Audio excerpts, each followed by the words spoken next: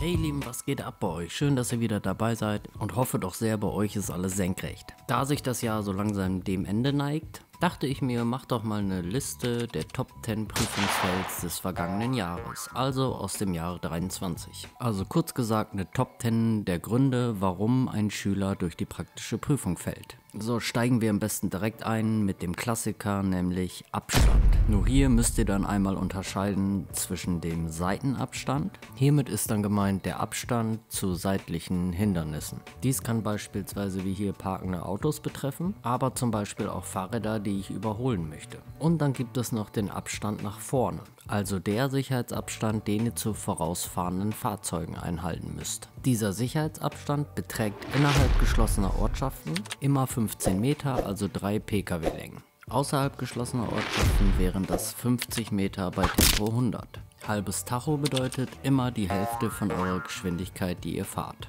Aber Achtung, bei schlechtem Wetter muss man doppelten Sicherheitsabstand einhalten. Seid ihr wirklich vorsichtig und passt auf, weil täglich passieren ca. 137 Auffahrunfälle alleine nur in Deutschland. Dazu kommt ja noch, das sind nur die gemeldeten Unfälle.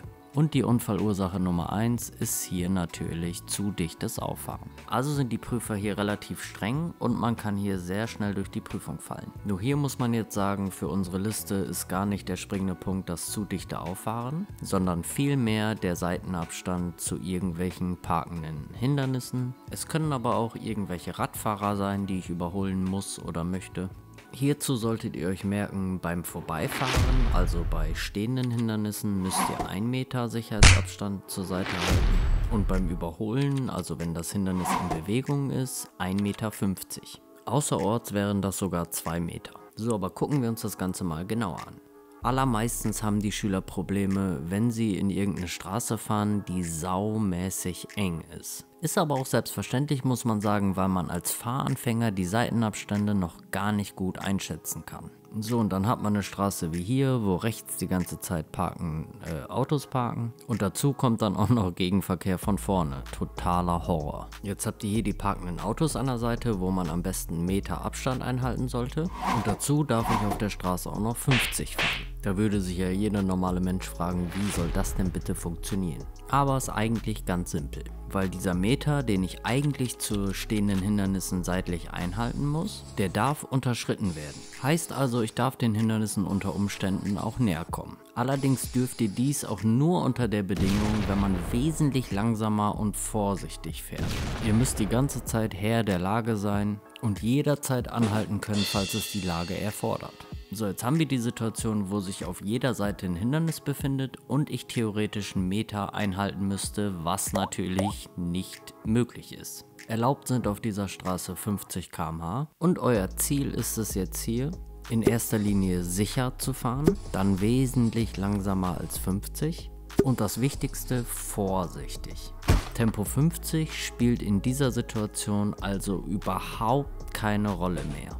Selbst wenn man anhalten muss, gar kein Problem. Hauptsache, man kommt da sicher durch. Ohne Witz, tut einfach so, als ob ihr alleine im Auto sitzt und alleine fahrt. Aber eins könnt ihr mir glauben, wenn ihr alleine durch diese Straße fahren würdet, würdet ihr von ganz alleine schon vorsichtig, langsam und sicher fahren. Auch wenn ich dafür 100 Mal anhalten muss. Weil tut ihr es nicht, passiert das. Weil ihr wisst ganz genau, wenn ihr da nicht vorsichtig fahrt, habt ihr so schnell einen Unfall, so schnell könnt ihr gar nicht gucken. Also wenn ihr das wirklich hinbekommt, im Kopf alleine zu fahren, dann kann euch da eigentlich nichts passieren. Vor allem macht euch während der Prüfungsfahrt keine Gedanken darüber, was der Prüfer toll findet oder sehen will, sondern seht einfach nur zu, dass ihr da sicher durchkommt. Weil rein zufällig ist das genau das, was der Prüfer von euch sehen will. Was noch mega wichtig ist, Schüler denken lustigerweise immer, man muss hier durch so eine enge Straße fahren wie jemand, der schon 20 Jahre einen Führerschein hat. Was natürlich niemals machbar wäre. Und vor allem will der Prüfer das auch gar nicht sehen, der wird hinten auf dem Rücksitz einen Herzinfarkt kriegen. Also denkt bitte immer daran, der Prüfer weiß, dass du ein Fahranfänger bist. Und haargenauso soll man da auch durchfahren. Also sicher, langsam und vorsichtig. Zur Not, wenn du dir nicht sicher bist, halt einfach an. Vor allem müsst ihr doch als Schüler im Hinterkopf haben, je öfter ich da anhalten muss, desto besser ist das doch für mich um meine Prüfungszeit. Manche Schüler tun immer so, als wenn sie zu spät zu einem wichtigen Termin kommen. So, dann kommen wir zum nächsten Punkt auf der Liste, Thema Geschwindigkeit. Hier muss man sagen, dass relativ viele Schüler bei dem verkehrsberuhigten Bereich, also bei der Spielstraße, durchfallen. Und relativ häufig kommt es vor, dass sie einfach ganz stumpf das Schild nur nicht sehen. Und da die Schilder relativ groß sind, hat man wahrscheinlich andere Sachen im Kopf. So, nur zur Info, in der Spielstraße muss Schritttempo gefahren werden. Also ca. 4 bis 9 km/h, aber ihr müsst das Auto einfach im Standgas rollen lassen. Und nehmt das wirklich genau, weil man kann hier relativ schnell durchfallen, tut ihr es nicht. Was hier noch ein häufiger Durchfallgrund in der Prüfung ist, dass die Schüler schlichtweg die Geschwindigkeitsschilder übersehen. Und wenn ich natürlich das Schild nicht sehe, weiß ich selbstverständlich auch nicht, wie schnell ich fahren darf. Häufig sorgt das bei Schülern auch für Verwirrung, dass wenn sie auf eine neue Straße fahren und dort gar keine Schilder vorhanden sind. Ihr müsst aber verstehen, dass das selbstverständlich trotzdem eine Aussage ist, auch wenn dort kein Schild vorhanden ist.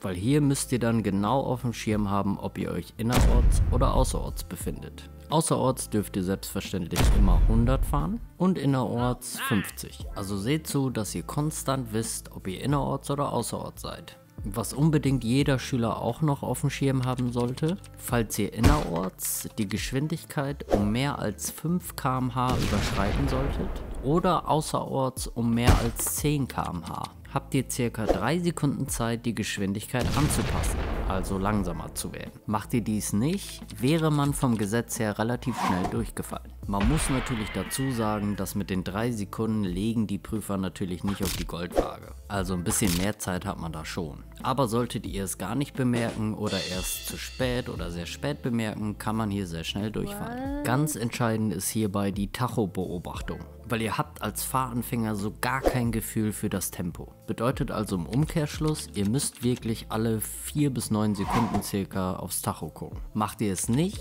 seid ihr schneller durchgefallen, als ihr das Wort Geschwindigkeit sagen könnt. So, und ich kann euch nur wärmstens ans Herz legen. Verbindet einfach dieses Tacho-Gucken mit dem Selbstgespräche führen. Das Reden, also die Selbstgespräche, erkläre ich hier in diesem Video ganz genau. Aber am Ende dieses Videos gehe ich nochmal kurz auf das Thema ein. Für den Fall, dass ihr noch mehr Infos auf das Thema Geschwindigkeit auf die Prüfung bezogen braucht, verlinke ich euch das Video oben in den Infokarten.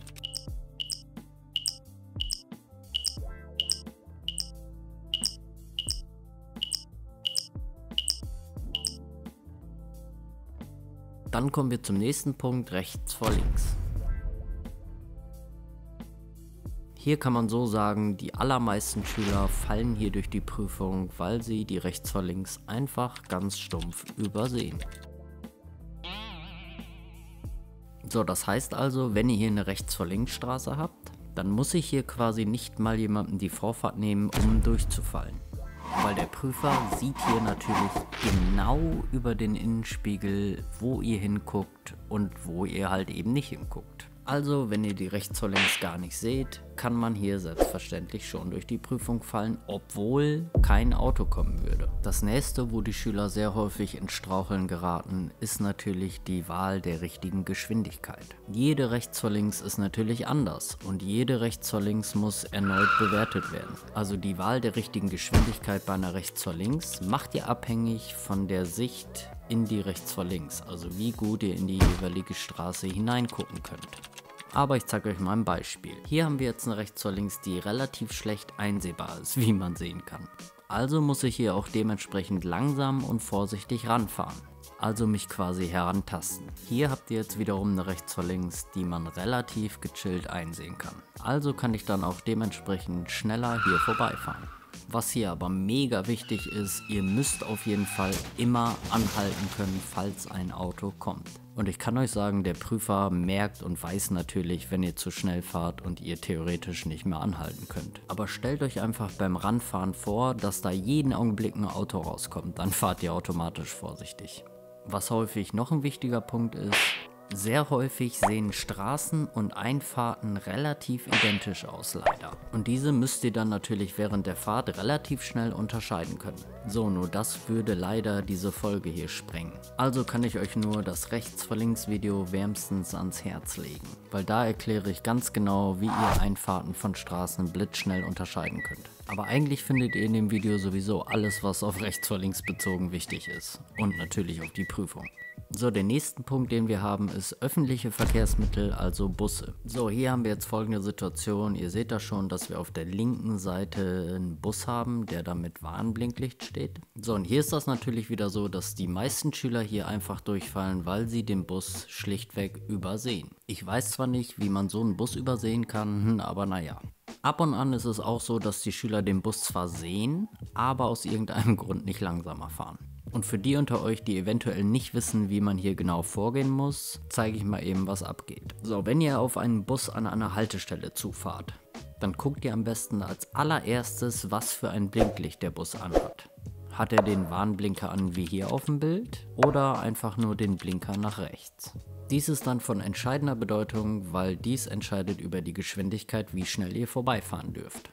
Hat der Bus den Warnblinker an, wie bei unserem Beispiel, dürft ihr in diesem Bereich nur mit Schrittgeschwindigkeit vorbeifahren. Hätte der Bus nur den Blinker nach rechts an, dürftet ihr hier mit mäßiger Geschwindigkeit vorbeifahren. Je nach Sicht und Verkehrslage etc. 20 bis 40 km/h. Und sehr wichtig ist hier, dies gilt immer für beide Straßenseiten. Ganz egal wie viele Fahrstreifen ihr dazwischen habt, es muss immer langsam gefahren werden, egal auf welcher Seite der Bus steht.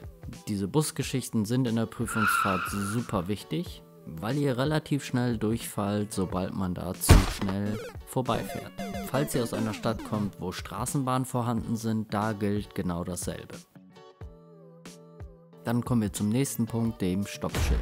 Hier fallen die meisten Fahrschüler durch die Fahrprüfung, weil sie einfach ganz stumpf, ohne anzuhalten, weiterfahren. Obwohl die meisten im Nachhinein fest davon überzeugt waren, dass sie wirklich standen. Also achtet darauf, wenn ihr ein Stoppschild habt, dass man wirklich richtig komplett anhält und das Auto auch wirklich steht. Wenn ihr dann ein Stoppschild habt mit Haltlinie, müsst ihr an dieser auch stehen bleiben. Habe ich ein Stoppschild ohne Linie, muss ich an der Sichtlinie stehen bleiben. Für die, die eventuell mehr Infos zum Stoppschild brauchen, gibt es auch hier schon ein komplettes Video, wo ich wirklich auf jede Kleinigkeit eingehe. Und auch gute Tipps gebe, wie man wirklich sicher sein kann, dass man gestanden hat. Der nächste Punkt ist super wichtig, nämlich wichtige Schilder bzw. Schilder sehen. Weil hier gibt es dann schon ein paar wichtige Schilder, die man wirklich in der Prüfung sehen muss. Aber ich zeige euch mal ein kleines Beispiel, wo öfters Schüler durchfallen. So, man hat dieses Verkehrszeichen oben rechts. Und sollte es der Schüler dann nicht wahrnehmen und einfach so weiterfahren, wird euer Fahrlehrer eingreifen müssen. Und ich denke, das sollte bekannt sein, aber sobald euer Fahrlehrer eingreifen muss, ist die Prüfung leider beendet. Wichtig ist hier, ihr kennt das, solange der Prüfer nichts sagt, müsst ihr eigentlich ja weiter geradeaus fahren. In der Prüfung gilt es dann aber, diese Verkehrszeichen hier selbstständig zu sehen. Also wird euch hier niemand darauf hinweisen, dass ihr abbiegen müsst, sondern ihr müsst es alles selber sehen und selbstständig abbiegen. Dasselbe gilt hier für diese Verbotsschilder. So im Großen und Ganzen kann man aber sagen, dass das größte Problem auf Schilder bezogen in der Prüfung ist, dass die Schüler meistens echt wie Blindfische durch die Gegend fahren und einfach Schilder nicht sehen. Und überlegt mal, wenn ihr die Schilder erst gar nicht seht, wisst ihr natürlich auch nicht, ob es ein wichtiges Schild war oder nicht. Also wenn ihr sicher gehen wollt, dass euch das in der Prüfung nicht passiert, müsst ihr einfach nur beim Autofahren jedes Schild angucken. So, wir fahren hier links raus und dann haben wir hier rechts schon mal das erste Parkenschild. Ist unwichtig für euch, aber ihr habt es gesehen. Dann kommt hier das nächste Parkenschild.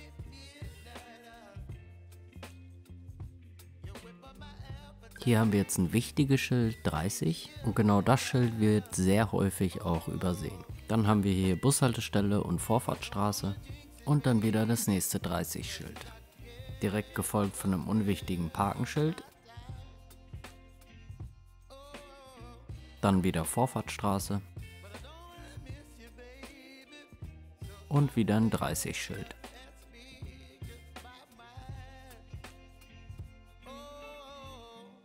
Dann habt ihr hier noch ein 30-Schild und wieder Vorfahrtsstraße. Ab hier ist jetzt wieder 50, dicht gefolgt von einem Parkenschild. Dann nochmal ein Schild für Rad- und Fußweg und zum Schluss nochmal Bushaltestelle.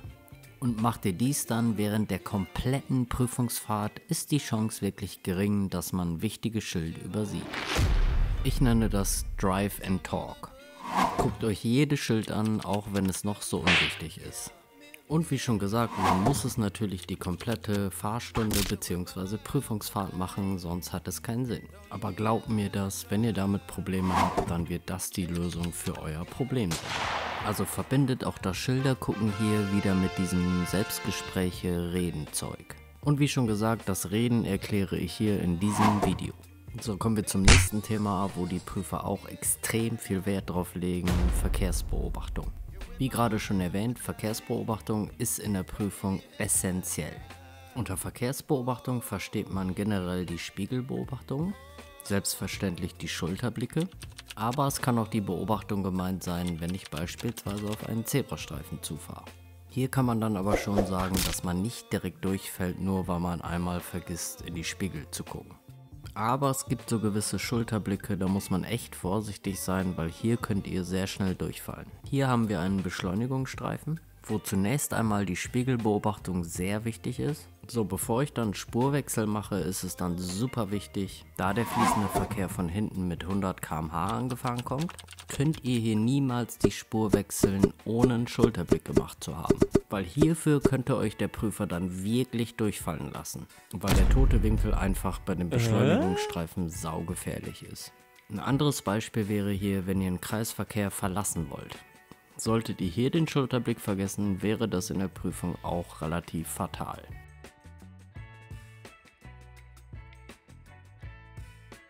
Wo Schulterblicke noch extrem wichtig sind, eigentlich immer und überall, sobald ihr den Fahrstreifen wechseln wollt.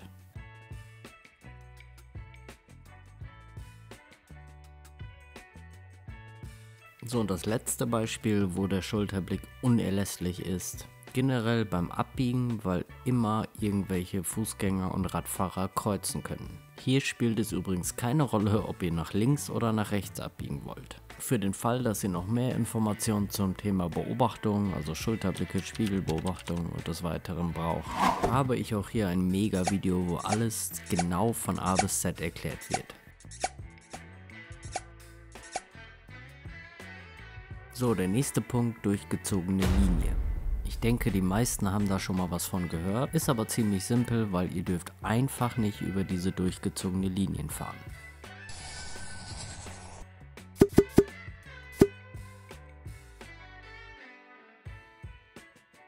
Hier bei dieser gestrichelten Linie ist kein Problem, da darf ich natürlich rüberfahren, aber nicht, wo die Linie durchgezogen ist. Achtet hier ganz wichtig darauf, auch wenn ihr auf dem Bahnübergang seid, da darf man auch niemals einen Spurwechsel machen. Hierzu muss man aber wieder sagen, die allermeisten Schüler fallen hier durch eine Prüfung, weil sie wieder wie Blindfisch fahren und einfach nicht gucken, wo sie hinfahren. Was ganz wichtig ist: wenn ihr die Linie seht, dann fahrt da auf gar keinen Fall rüber. Zur Not müsst ihr dann halt den Umweg in Kauf nehmen, ist gar kein Problem, weil der Prüfer hat da auch überhaupt keine Probleme mit. Es ist zwar auch ein kleiner Fehler sozusagen, aber man fällt dafür nicht durch eine Prüfung. Kommen wir direkt zum nächsten Punkt: Vorfahrt missachten. Welche Situation immer wieder komischerweise vorkommt? Hier befindet sich auf unserer Straßenseite ein parkendes Auto, also ein Hindernis. Und wir sind in diesem Fall natürlich wartepflichtig. Von vorne kommt jetzt ein Radfahrer und der Schüler fährt einfach so raus. Was dann natürlich zur Folge hat, dass der Radfahrer abbremsen oder ausweichen muss. Und hier wäre die Prüfung dann sofort beendet. Was auch nicht selten vorkommt, ist, wenn der Schüler irgendwo links abbiegen muss, aber sich hier links in der Seitenstraße noch ein Auto befindet. Und übrigens, wir sind auf der Vorfahrtsstraße. Also hätte der Gegenverkehr natürlich Vorrang, aber wenn nichts kommt, ist der Schüler oft verwirrt wegen dem Auto links. Und wenn man dann natürlich gar nicht fährt, obwohl man Vorfahrt hat, ist das natürlich auch nicht so schön. Welche Situation auch regelmäßig vorkommt: wenn der Schüler an einer Ampelkreuzung nach links abbiegen muss. Wir haben hier Gegenverkehr, der in dieselbe Richtung abbiegen will, und ihr habt nach dem Abbiegen 2 Fahrstreifen zur Auswahl. Dann denken die Schüler ganz häufig, dass ich mit dem Gegenverkehr zusammen abbiegen kann, weil er fährt ja in die rechte Spur und ich in die linke. Aber das geht auf gar keinen Fall und man wäre hier auch sofort durchgefallen. Weil wichtig zu wissen ist hier, dem Gegenverkehr gehören beide Spuren. Also der von vorne nach rechts abbiegt, könnte auch theoretisch in den linken Fahrstreifen fahren. Und was macht ihr dann? Kommen wir zum letzten Punkt: Bahnübergänge. So, für die, die es vielleicht nicht wissen, beim Bahnübergang müsst ihr mit mäßiger Geschwindigkeit heranfahren und beide Seiten einsehen können. Nur was bedeutet denn hier mäßige Geschwindigkeit? Wichtig ist hier auf jeden Fall, falls ein Zug kommt, müsst ihr so fahren, dass ihr jederzeit anhalten könnt. Dies ist abhängig davon, wie gut der Bahnübergang einsehbar ist. Ihr könnt euch grob merken, innerorts liegt das Tempo ca. bei 20 bis 40 km/h und außerorts ca. bei 50 bis 100 km/h. Wie gesagt, je nachdem, wie gut man da einsehen kann. Vielleicht denken einige sich jetzt von euch: wieso soll ich denn da gucken, ob ein Zug kommt? Ich dachte, wenn ein Zug kommt, gehen die Bahnschranken runter. Ja, aber überlegt mal, es gibt natürlich auch unbeschränkte Bahnübergänge.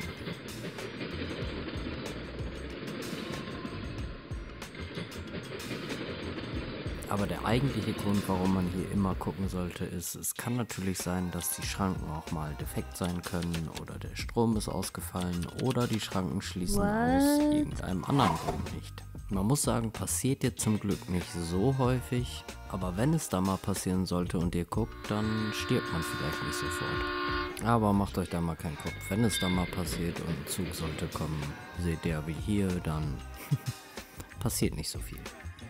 Nein, Quatsch, aber ihr wisst selbstverständlich selber wahrscheinlich, wenn dann zukommen sollte, kann der höchstwahrscheinlich nicht anhalten. Zumindest nicht rechtzeitig. Ganz im Gegensatz zu euch, muss man sagen. Aber ich habe da mal nachgeschaut, es ist erstaunlich, wie viele Unfälle deutschlandweit passieren, wo die Schranken kaputt sind oder einfach technische Gründe schuld an dem Unfall waren. Also nehmen die Prüfer in der Prüfungsfahrt dieses Thema auch verdammt ernst. Und aus diesem Grund kann man hier auch sehr schnell durchfallen. Sollte man einen Bahnübergang übersehen, ist man quasi schon mit einem Bein durchgefallen. Übersieht man dann den zweiten Bahnübergang, ist das Thema durch. So, das waren sie auf jeden Fall, die Top 10 Prüfungsfails aus dem Jahre 23. Ich liste sie aber nochmal ganz kurz auf, damit ihr sie alle auf einem Überblick habt. So, zum Ende des Videos müssen wir uns dann aber noch ganz kurz mit dem Wichtigsten bei einer Prüfungsfahrt beschäftigen. Weil wenn eine Prüfung ansteht, sieht es höchstwahrscheinlich bei den meisten von euch im Kopf so aus. Naja, oder so ähnlich zumindest. Fakt ist, bei einer Prüfung ist jeder Mensch aufgeregt oder nervös. Die einen mehr, die anderen weniger. Die Frage ist hier nur, wie gehe ich damit um und welche Auswirkungen hat das auf mein Fahren? Weil man muss hier sagen, bei den 10 Prüfungsfails, die wir haben, wo die Schüler halt durchfallen, sind eigentlich alle Sachen auf den Kopf zurückzuführen. Also auf die Aufregung oder Nervosität. Oder weil der Schüler einfach nicht konzentriert oder unaufmerksam war. Aber gucken wir uns doch mal ganz kurz die Vorfahrt und den Bahnübergang an. Hier bei der Vorfahrt fallen die Schüler eigentlich nur durch die Prüfung, weil sie schlichtweg die Schilder übersehen. Und in den meisten Fällen ist es beim Bahnübergang genau dasselbe. Also kann man hier sagen, hat das nur was mit eurem Kopf zu tun. Dann bei der durchgezogenen Linie Beobachtung und Schilder sehen, ist es eigentlich genau dasselbe. Der Schüler fährt hier einfach über eine durchgezogene Linie, obwohl man sie eigentlich sehen kann. Bei der Beobachtung vergisst der Schüler meistens wichtige Schulterblicke und beim Schildersehen übersieht der Schüler einfach ein Schild. Also fällt man hier eigentlich wieder nur wegen dem Kopf durch und nicht, weil der Schüler irgendwas nicht kann. Dann haben wir noch die Stoppschilder und dazu kann ich wirklich nur sagen, wer bei einem Stoppschild durchfällt, ist selber schuld. Busse und rechts vor links ist im Prinzip auch einfach nur Aufmerksamkeit, weil es einfach nur übersehen wird. Tempo ist genau dasselbe, weil hier wieder Schilder übersehen werden. Aber hier müsst ihr natürlich auch beachten, dass ihr alle paar Sekunden das Tacho im Auge haben müsst. Und dies wird ja letztendlich auch von eurem Kopf gesteuert. Dann bei dem letzten Thema Abstand, da müsst ihr wirklich aufpassen. Aber macht das mal wirklich, dass ihr einfach so tut, als ob ihr alleine fahrt. Weil nur dann fahrt ihr 100% sicher und vorsichtig. Weil genau das will der Prüfer sehen. Und wenn er das Gefühl hat, dass ihr sicher fahrt, kriegt ihr auch den Führerschein. Also lässt sich abschließend sagen, dass ihr die 10 Prüfungsfails habt. Aber der eigentliche Grund, der dort hintersteckt, ist immer euer Kopf. Weil ein Schüler fällt ganz selten durch eine Prüfung, weil er kein Auto fahren kann. Also wenn ihr vor einer Prüfung steht, dann versucht wirklich am meisten Wert auf die Konzentration und die Aufmerksamkeit zu legen. Natürlich spielt die Prüfungsangst und die Nervosität auch eine sehr große Rolle. Und wenn ihr dann einen guten Fahrlehrer habt, regelt der sozusagen den Rest. So, aber jetzt zeige ich euch noch den ultimativen Trick, wie ihr euch dazu zwingen könnt, konzentriert zu bleiben. Weil ich zeige euch hier ganz kurz einen Ausschnitt aus dem Prüfungsvideo, wo ich genau erkläre, wie das mit dem Selbstgespräche führen funktioniert. Und man muss vor allem wissen, was man die ganze Zeit redet. So, ich mache das hier in diesem Video, beziehungsweise in diesem Beispiel muss ich natürlich laut reden für die Kamera, damit die Schüler verstehen, ne, und so weiter. Wenn ihr das dann in eurer Fahrstunde oder Prüfung macht, könnt ihr das leise machen, aber auch laut. Das spielt prinzipiell keine Rolle. Aber ich halte mal ganz kurz jetzt meinen Schnabel, damit ihr sehen könnt, wie das funktioniert. Wir müssen an der nächsten Ampel dann wieder links, also kann ich besser die mittlere Spur nehmen. So. Schulterblick links, rechts meine ich. So, in die mittlere Spur und dann Spiegel, Spiegel, Blinker links. So, Schulterblick in die Spur rein. So, hier haben wir jetzt Ampelkreuzung. Habe ich einen Pfeil in der Ampel? Nein. Also habe ich Gegenverkehr. So, Ampel ist gelb, kann ich besser warten. So, ich habe eine Ampel, da ist kein Pfeil, also haben die von vorne. So, hier steht kein Schild, also muss hier 50 sein, das passt. Und so, hier ist wieder Vorfahrtsstraße und Achtung Baustelle, okay. Vorfahrtsstraße ist klar, Parkenschild brauche ich nicht. So, hier haben wir eine Baustelle. Funktioniert. So, ich nehme an, ihr konntet euch einigermaßen ein Bild davon machen, wie das funktioniert. Macht das einfach die ganze Fahrstunde bzw. Prüfungsfahrt und ich kann euch garantieren, dass dann keine anderen Gedanken in euren Kopf kommen. Bedeutet dann im Umkehrschluss, ihr konzentriert euch ausschließlich nur auf den Verkehr und das Fahren. Ganz wichtig ist hier, ihr müsst es aber die ganze Fahrstunde durchziehen. Von Anfang bis Ende die ganze Zeit. So, aber zum Schluss noch, was das Krasseste an diesem ganzen Reden ist. Ihr kommt morgens zur Prüfung und ihr seid mega nervös. So krass nervös, dass man gar keinen klaren Gedanken fassen kann. Weil das hatte ich nämlich bei meiner Prüfung damals. Aber glaubt mir das, als ich im Auto war, losgefahren bin und angefangen habe zu reden, war mein Kopf so abgelenkt, dass ich von Minute zu Minute gechillter wurde. Und am Ende war dann so, hä? So früh bin ich durchgefallen? So, nee, die Prüfung ist schon zu Ende. Also vergeht die Zeit dann quasi wie im Flug, weil ihr so krass abgelenkt seid. So, für alle die das Video noch nicht kennen, kann ich euch das Video echt nur wärmstens ans Herz legen. Weil dort liste ich auch die ganzen Sachen auf, die ihr während der Fahrt reden müsst. Und am Ende kommen noch 11 oder 12, keine Ahnung, wichtige Tipps zur Prüfung, die auch wirklich extrem wichtig sind und die jeder Schüler eigentlich wissen muss. Ich würde sie euch ja gerne hier erzählen, aber das würde wirklich das Video sprengen. So, ihr wisst auf jeden Fall Bescheid. Wenn ihr irgendwelche Fragen oder Anmerkungen habt, lasst es mich wissen. Danke für eure Zeit, teilt das Video mit euren Freunden, lasst ein Like da, abonniert den Kanal und wir sehen uns beim nächsten Mal.